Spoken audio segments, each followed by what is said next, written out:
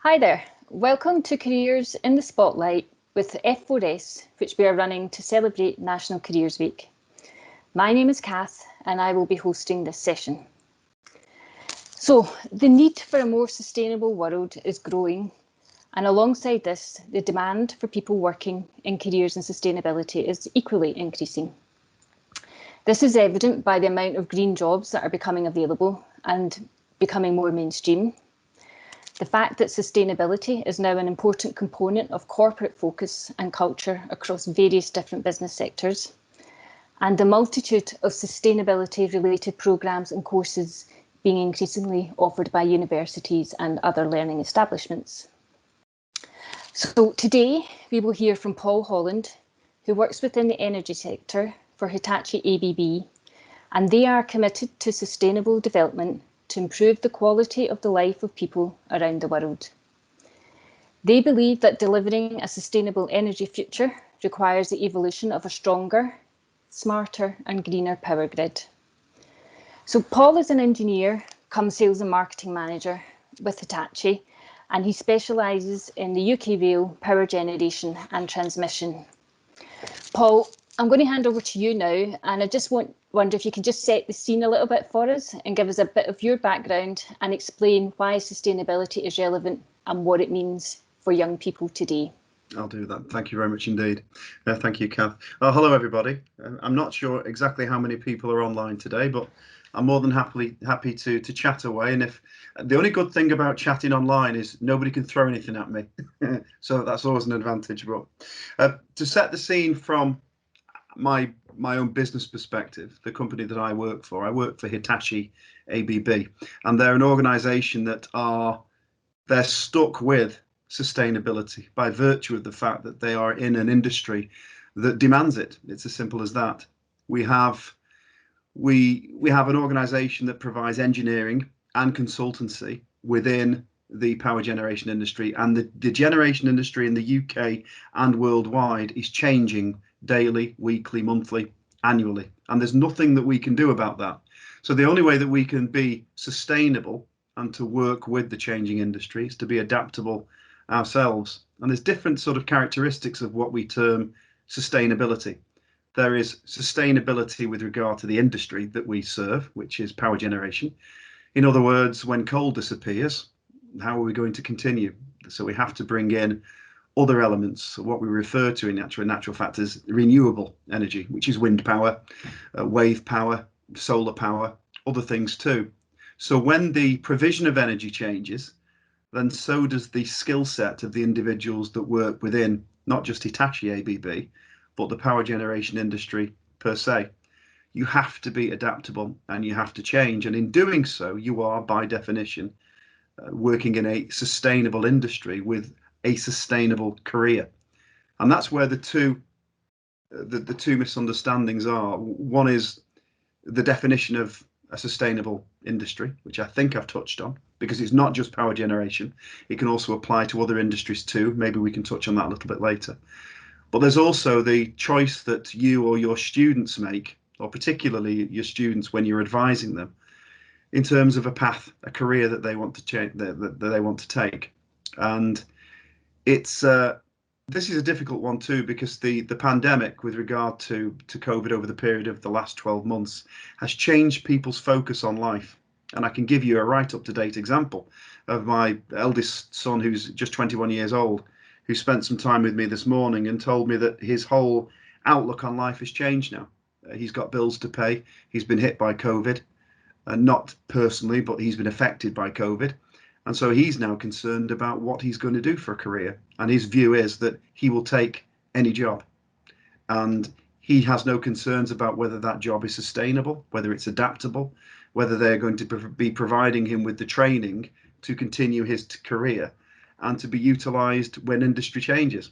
It's not part of the agenda for him anymore. So COVID has changed the focus from, I think personally, a young student's, a young person's perspective.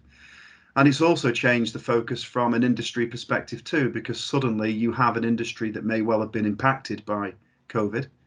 You have a workforce out there, some of whom are out unemployed, who are looking for a new career path. And whether you provide a sustainability option or should we say, the carrot to the donkey of a sustainable career, it may well be that is not the level of priority anymore for that young person. Power generation, my industry, which I know and love very much, is not an industry that I started out in, but I started out in a sustainable career. So again, we're talking about the industry and we're talking about the career. I served my time as an engineer with Rolls-Royce, and I worked in both the motor vehicle and the aircraft industry. So it was a mix of two broad areas of engineering. But the first 12 months of my training was primarily a very broad-based engineering insight. So you didn't just learn about cars, you didn't just learn about the aeronautics side of the business. You had to learn everything, because to be an engineer, there is a base level. And it's the same in other areas too, other industries, other skill sets. So for example, my eldest daughter, is an artist, and she specializes in fine arts. But when she was training to be in that field, she also had to learn other elements of artistic skills too. So she has an adaptability that she can use within that industry. She should then consider her skills to be sustainable. She can move from one field of expertise or one medium of skill into another. And the same thing applies very much in engineering.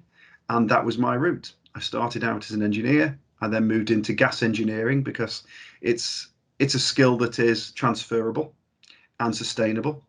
And then took those base skills to learn another skill. And then after that, I took those base skills to learn further skills, and then sitting on the back of my engineering qualification, qualified as a teacher.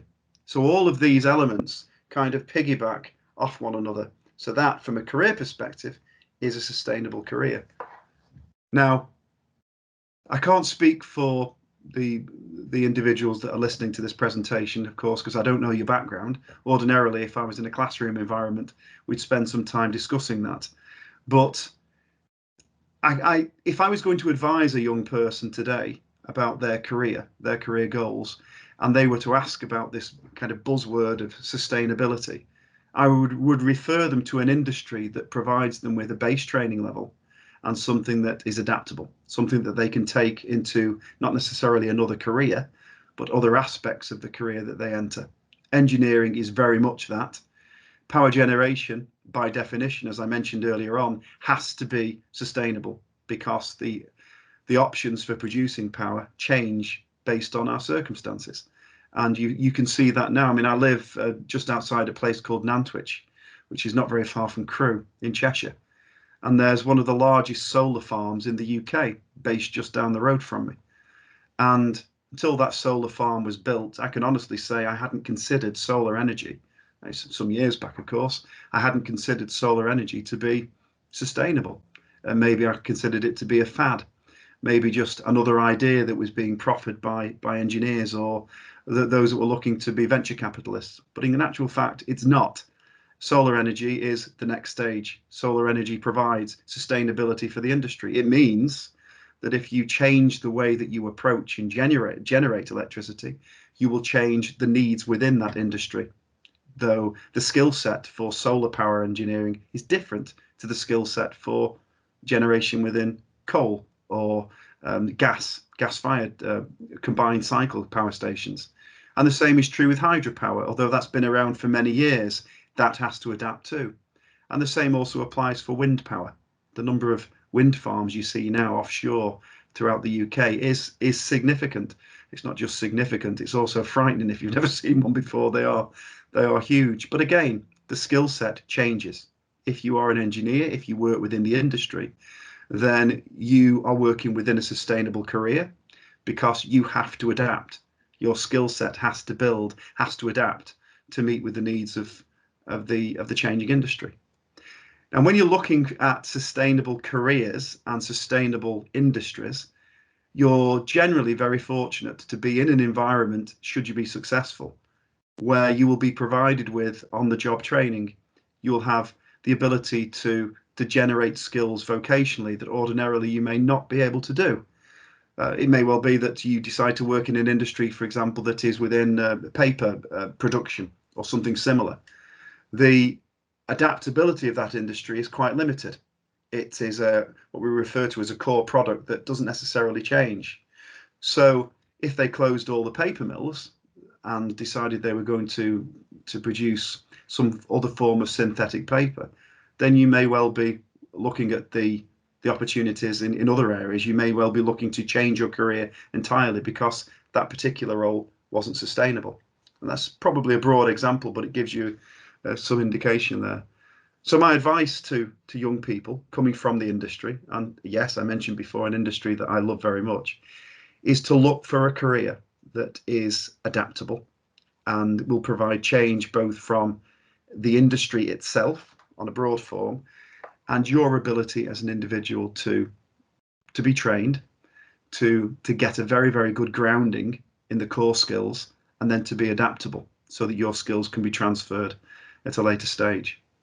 So I've chatted away now for about 12 and a half, 13 minutes, which was about the target. I'm doing okay today. If anybody has any questions, I'm more than happy to answer them. Okay. If anybody does have questions, if they just pop their hand up, but I've got a couple for you just now, Paul. It has been said that growth in green careers is outpacing the rest of the job market. So you've talked a little bit about choosing a sustainable career, but if we look at the kind of the careers of what are the future just now, what kind of jobs are there for young people? I mean, we know we've got electric cars, so that would be a different kind of skill. So what other kind of things out there? So you've talked about the solar and the wind energy, I guess the ABB have a few of them. Wave energy, is that something that's... It is. Yes, wave energy is another area. Again, it's been around for some time, but the capacity for wave energy has to increase to meet the needs of industry. And the same is true for solar power. It's been around for a long, long time, but then suddenly we need more of it because we have to replace coal powered fire stations that have been taken off the agenda for environmental reasons. So renewable energy as a sustainable career is based upon the green card, which is very important because we have to make sure that we're all around in 50 years' time. We don't want to suffocate because of anything that's been put into the atmosphere. So the green card is important. Any jobs that work in an environmental environment, sounds an interesting comment, an environmental environment, it's a word twister, but any job that is environmentally based is going to be around for some time to come.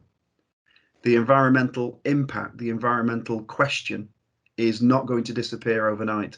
So that would be a good choice. You mentioned electric vehicles. Well, in actual fact, that fits hand in hand with Hitachi ABB because we also recognise that there will come a time when people will be only driving electric vehicles.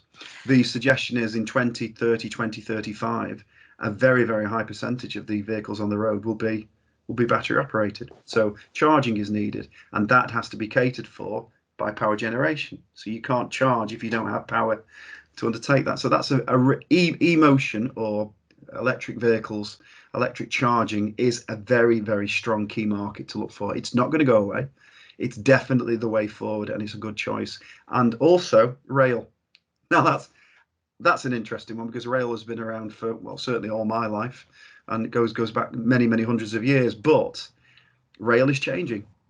We're looking at the high speed 1, the high speed 2 rail network that is being built in the UK, and then we've got the East Coast facility as well that will be built, and all these upgrades, all of these upgrades are based upon changes in the network supply, changes in the power supply, and it has to be adapted. It's going to change. So if you're going to work in those industries, you know that transport, with it playing such a very key part in industry and the whole infrastructure within not just the UK but globally, it will always be a good industry to work in. So to answer your question in kind of a couple of very, very quick words, environmental issues, any organisation that sits within the umbrella of developing an environmentally clean world, global world that we live in, is a good industry to work in. And any industry that is looking to adapt to the current supply is a good industry to work in.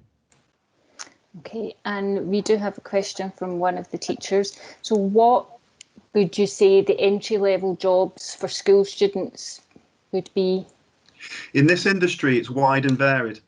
And that sounds like a kind of a huge answer to a very simple question, but it's not. I'm going to say wide and varied. There's two elements. You can potentially work in the engineering industry from the age of 16, potentially still with some organisations in the UK, and effectively it's still considered to be education. You can therefore be 16 through to 18. You cover the criteria because you are in education, but you're also being paid for it. So there's that option. But a lot of organisations today, and I know that Hitachi ABB also look at this element too, are looking for people that have gone through the first base of education training. Maybe somebody would have broad-based engineering skills before they joined an apprentice scheme within Hitachi ABB. I can speak from my own company's perspective. The same is true with the likes of Bentley Motor Cars, which took over Rolls-Royce, where I served my time. They have more of a desire now to take 18 plus rather than 16 plus, because the bulk of the base level engineering has been taken or is generated during the first couple of years at college. So my view is that certainly from a point of advice, I would say look at those two levels initially in terms of getting into the organisations. But can I also make it clear there are different types of apprenticeships, and of course we know this, but look at commercial apprenticeships too, because it doesn't have to be an engineering based apprenticeship that gives you that sustainability, gives you that option for change. You can work in a career where you are being trained commercially. And again, you have no choice. Your outlook on the industry and your approach to customers has to change, even if you are on the commercial side. And commercial apprenticeships generally start from 18 plus. Although again, I can't speak, and I could be, don't quote me here, but I think the bulk of commercial apprenticeships are 18 plus. But they are a very, very good way to get into industry that is sustainable and is going to be around for some time to come. As I mentioned earlier on, those that are listed. Yeah, and I think you've kind of touched there, because obviously your background is engineering, so that's where your knowledge base is. And we've talked a lot about the sort of clean car engineers, the rail network, the energy stuff, and the engineering side. But there are roles within these organisations that cover sustainability that aren't necessarily focused on a hands-on approach. And you also, I mean, you can have the sort of conservationists, the ecologists, you can have waste, I'm guessing would be another one. Yeah, health and safety. So there's lots and lots of opportunities out there. But when looking at a sustainability career, are the skills required any different to a normal career? Do you need to have a passion to save the planet, or does... No, you don't. You just need to be able to demonstrate that you have the skill sets that can be built upon. And we've mentioned a couple of other options there. Just that there are also, you could work in the IT department, the accounts department. You could work in HR. You could look to develop a career within human resource management, all within the same industry. There is no sort of bland restriction there in terms of how you can progress your career. And in terms of entry level, if I could just touch on that for a moment, I meet a lot of young people outside of my role within Hitachi ABB. I work with young people in other areas too, and there's a great deal of anxiety about whether they'll actually have a career. They are concerned about the current COVID situation. World politics even causes concerns with some young people. They wonder about where they're going to be financially or indeed practically within the course of the next 2 or 3 years. Anxiety is something that can be sort of waylaid by giving people a very clear direction, giving young people the hope, for better expression, of an industry or in looking for jobs that will provide them with long-term employment. I've spoken to young people and have said that they're concerned about their GCSE results, and they don't feel that they can work in engineering unless they have the X number of GCSEs. In actual fact, the key components there are maths and English or a science subject. And you don't have to be an Einstein to get into this industry, because if you join the industry at the age of 16 plus or 18 plus, it is generally considered by employers to be a point at which you will continue to learn and develop more. And again, there's far too much anxiety when they consider about when young people consider the entrance level required for this type of industry. Okay, you've spoken there about two subjects that again would help in a kind of engineering type of background. Is there anything at school level that young people should be studying now to help with a career in sustainability other than those two? Yes, of course. As I say, they don't have to be engineering based if you want to work in an accountancy area. Obviously, mathematics is a key denominator there. So make sure that you work towards getting good results in your core subjects, and that will open up the door for commercial opportunities within these organizations too. It doesn't have to be engineering based. And my other advice would be, and again, it's taking this away from the education, and I don't want to do that because education is important, of course, but there are always opportunities for young people, those at any level of education. And you can get into an organization and you could simply be delivering mail from one end of the organization to another. Once you're in, once you have an opportunity to work for an employer and show them your worth and how important you consider your role to be, you can build upon that. You will still find opportunities to grow organically within an organization and be successful. So I think there's a great deal of emphasis on the level of qualifications required at base level to get in. And I think sometimes if you look at the industry, look for ways to get in. Don't worry too much about the role. Think about getting into the industry and then developing. And lots of young people do that. And I see that within Hitachi ABB. They show their skills, they're rewarded for their skills. They then build their confidence levels, look for opportunities to train and retrain and develop their career. I would just echo that, because this morning we ran a session with BAE Systems and we had one of their apprentices on, and he worked as a cleaner in the building. And he was offered an apprenticeship in engineering, and he has now completed the study part of it and is working towards completing that. So that is a good piece of advice. I think that's superb. And because my next question was going to be, where, I mean, young people, employers are looking for grades in some, they're looking for the soft skills as well, but they're also looking for experience. So how can young people get the relevant experience that will help them get into the job? Just now, we're in, schools used to run work experience, which would have young people out into the workplace. That's not possible in the current environment. So does your company offer virtual work experience? Is that something that's been considered? I actually don't know. To be fair, I don't know the answer to that, and maybe I should have done sitting here today in front of everybody. It's something I can clarify for you if you wish, Kath, and come back to you on. I think that would be good, because I think there is a real gap there, and I think that that we really need employers to be giving that work experience, and just a change of mindset. We're all working from home, we're all on our computers and laptops and having Zoom meetings. It is normal life just now, and I think it would be a great way of helping young people get a little bit of experience. Yeah, how the model would work is an interesting question, and how that could be put together. But I'll raise that with our HR department, and I'll come back to you with some answers there and see how we go on. Could I just mention something else as well?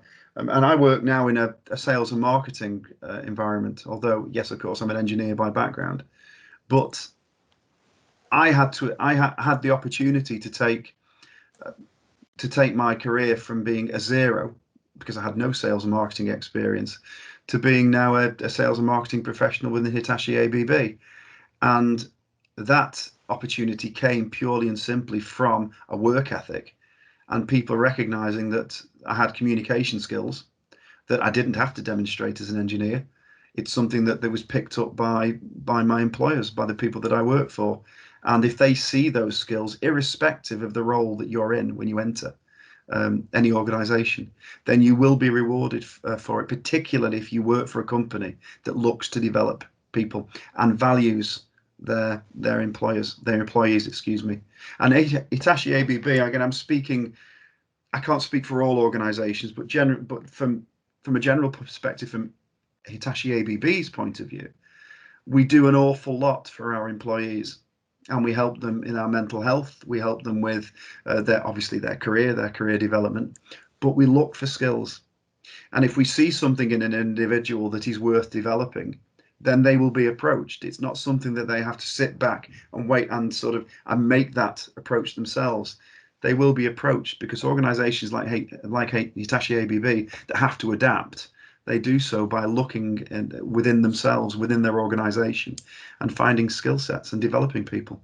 And companies like Hitachi do that, and so do others within industry. And I was very fortunate to work for Rolls-Royce, and they did the same. And I also spent 6.5 years with Kidder PLC, and they gave me opportunities that I wasn't even looking for. They noticed attributes that they considered to be of value that I hadn't even considered. So again, my advice is get in and allow yourself to be developed. That's good. Right, so one last question from me.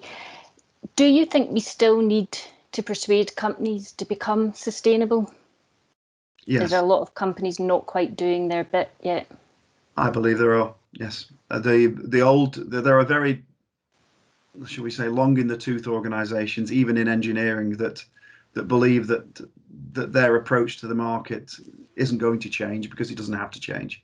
So yes, there's a lot more education out there that is required, but by default, what's happened over the course of the last 12 months has made all organisations stop and think about the way they're operating. And I think it could pay dividends in the future, because having to think outside the box is not an option anymore. We simply have to do it. So yeah, there are organisations that need to change their approach, but I think that will come. I really do. Okay, that's great. Well, I think we're coming to the end of our session. So thank you very much, Paul, especially for demonstrating your communication skills. Thank you. So on behalf of all the teachers that have joined us today and those that will watch in the future, thank you so much for that discussion. If you aren't already following us, we are on Twitter, Facebook, LinkedIn and Instagram. And if you can continue to share our work among your friends and colleagues, then we can create a better place and give more career inspiration to young people. So thank you again, Paul, and thanks everybody for joining us. Okay, have a nice evening. Goodbye. Bye-bye now. Bye-bye.